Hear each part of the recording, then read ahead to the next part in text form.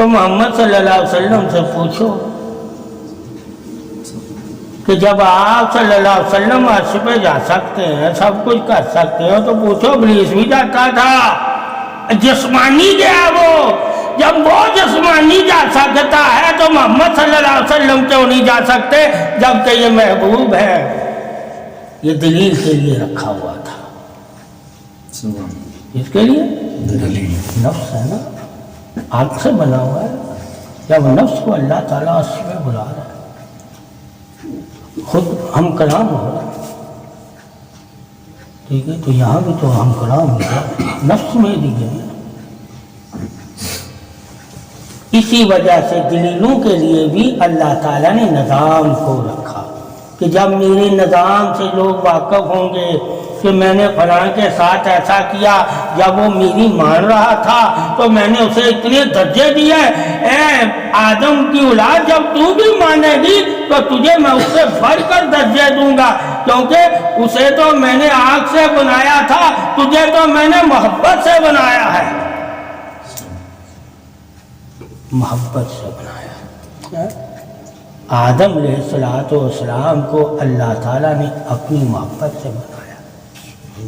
اس کا ذکر کہیں نہیں آتا کہ میں نے ابلیس کو اپنی تعریف کے لیے پیدا کیا ہے، اپنی خلافت کے لیے پیدا کیا ہے۔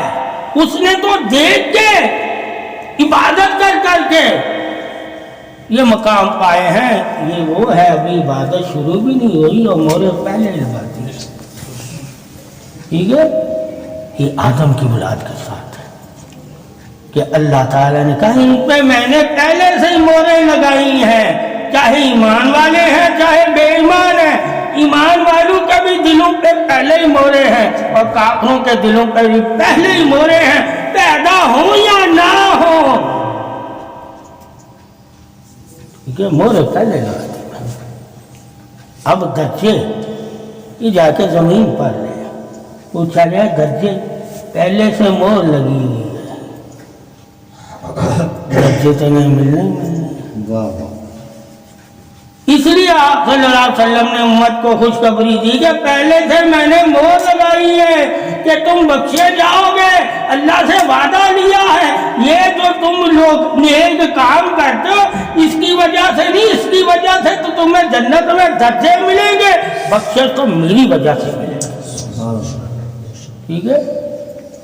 بخشش نبی کی وجہ سے، بخشش ملے گی تو درجے بھی ملے گے، ٹھیک ہے۔ یہ شان ہے دین والوں کی، ٹھیک ہے۔ ہم جو قرآن پڑھتے ہیں، نفلیں پڑھتے ہیں، یہ پڑھتے ہیں، یہ نبی کی بخشش ہوگی تو اس کی وجہ سے ہمیں کچھ درجے ملیں گے، اگر نبی کی شفاعت ہی نہیں ہوگی تو کوئی درجہ نہیں ملے گا۔ نیکی کا قبول ہونا شفاعت کی دلیل ہے۔ جو اللہ کے نبی کی شفاعت پہ ایمان نہیں رکھ رہا اس کی کبھی کوئی نیکی درجہ اس کے لیے بن ہی نہیں سکتی، درجہ نہیں بنتا۔ اس لیے کہا گیا کہ شفاعت بغیر اہل پاک کے تمہیں حاصل نہیں ہو سکتی، ٹھیک ہے۔ اور نہ جب ان کے بغیر تمہیں شفاعت ہی نہیں ملے گی تو درجے کہاں سے ملے گی؟ اس لیے کہا تمہاری نیکیاں قبول ہی نہیں ہوں گی تو نیکیاں قبول جن کی ہوں گی ان کو اللہ درجے دے گا نا، جن کی نیکیاں نہیں قبول ہوگی ان کو درجے کہاں سے ملے گا، ٹھیک ہے۔ تو یہ حضرت آدم علیہ السلام کا جتنا بھی وجود ہے مٹی سے ہے، مگر اسے اللہ تعالیٰ نے اپنے اسموں کے پانی سے دھو کے پاک کیا۔ یہی اب ہمیں حکم ہے کہ جب تم بھی اللہ کا ذکر کرو گے تو اللہ تم پہ اپنی رحمت برسائے گا اور تمہیں پاک کر دے گا۔ تو ہم نے بھی وہی آرڈر ہے۔ اللہ نے آدم علیہ السلام کے جسم کو بغیر ذکر سے اپنی رحمت سے دھویا، ہمیں کہا تو ذکر کرنا تو فرق ہے۔ اس لیے اللہ کا ذکر لازم کرنا چاہیے، تو اللہ کے ذکر سے انسان رحمت کے پانی سے دھل جاتا ہے۔